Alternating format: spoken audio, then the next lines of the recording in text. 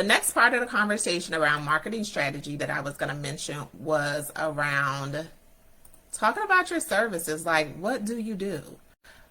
Why should I work with you? Why should I not work with you? So you really want to think about what's important as far as your agency is concerned so that you're able to really share that information. And it's stuff that you should know off the top of your head. I'm so serious when I say if business is coming your way, it's going to come in a way that you have to be ready. So you have to have practiced it 100 times about what it is, what you do, why you will be a great pick, why they should work for you. You want it to be something that you know, like you know your phone number. And it needs to also be in a way that is communicated easily, where it's not, hey, I'm doing a sales pitch. It's really, hey, I'm having a conversation and I'm sharing with you about this amazing agency that I've created that you should be working with. So that's the next one. And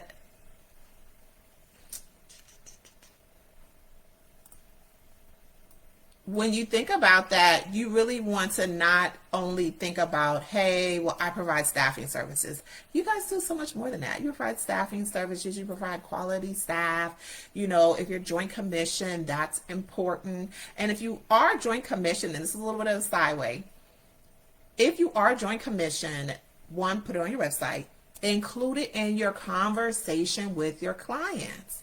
And if you have clients that don't know what joint commission is, take out the time to educate them. There should be somewhere on your website, you know, an FAQ, resources, something like that, because there are facilities that don't know why an agency would get Joint Commission certified. And that's an amazing selling point to say, hey, we're Joint Commission certified. Click here if you're not sure what Joint Commission means or you need more clarification on Joint Commission. And you can also say, hey, contact us. But if you're Joint Commission or have any of the other certifications, definitely feel free to share that information on your website, 100, share it on your LinkedIn, and make sure people are aware, because it's like the point of you going through the process is that you can share and kind of differentiate yourself from the other agencies that are not. Let's see. Next, developing a strong online presence, website and social media. If you haven't been here for a while, or if you're new to our community and we've just met, you know that I talk about having an online presence all of the time. Is this for the facility or for the employer, or both? It's a little bit of both. So the conversation is definitely for both, because a lot of times that the information around marketing strategy overlaps. So initially, this is just kind of client focused, but you can use some of the same tactics when you're thinking about looking for candidates as well. Thanks for the question. Next, develop an online presence through website and social media. So we've already talked about that. I've mentioned that so many times. When you think about, hey, well, Shamika, what do I need to get started? You need a website. You need an online presence. Social media is a big piece of the conversation for thousands, if not hundreds of thousands of nurse and healthcare professionals. If you are not there actively, you are missing a whole audience that you can scoop up.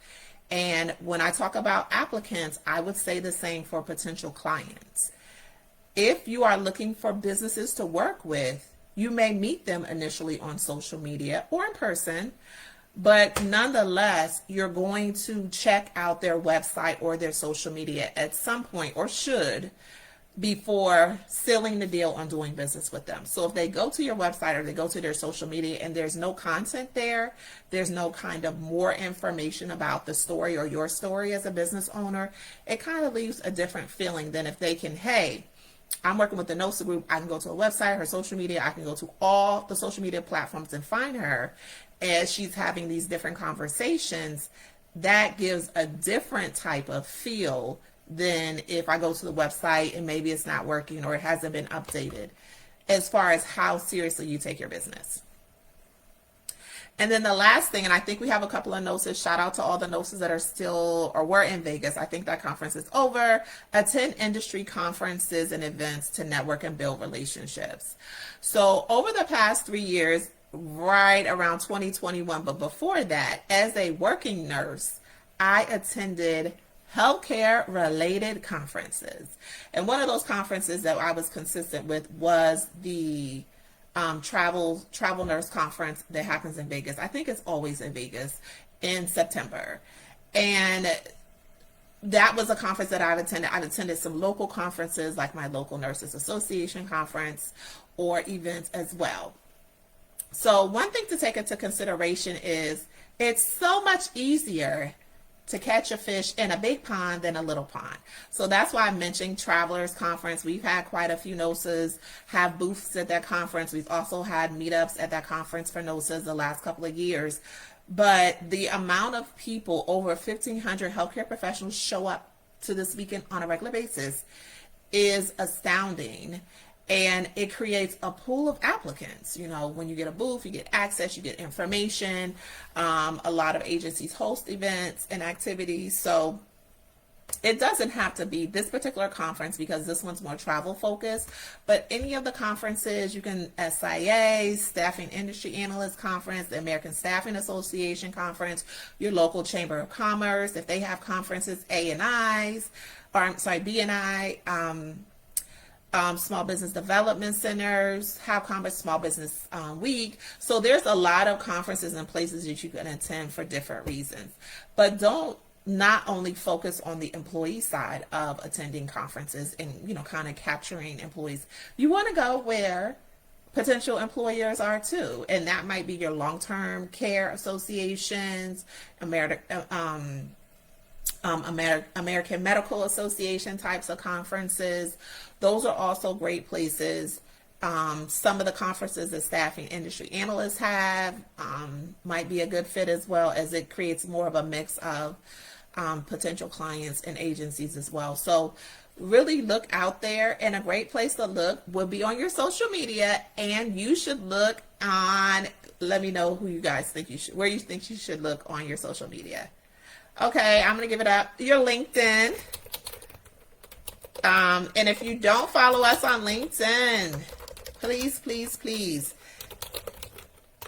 I'm going to drop it here. Follow us on all of our social media platforms at THENOSAGRP. GRP. Okay.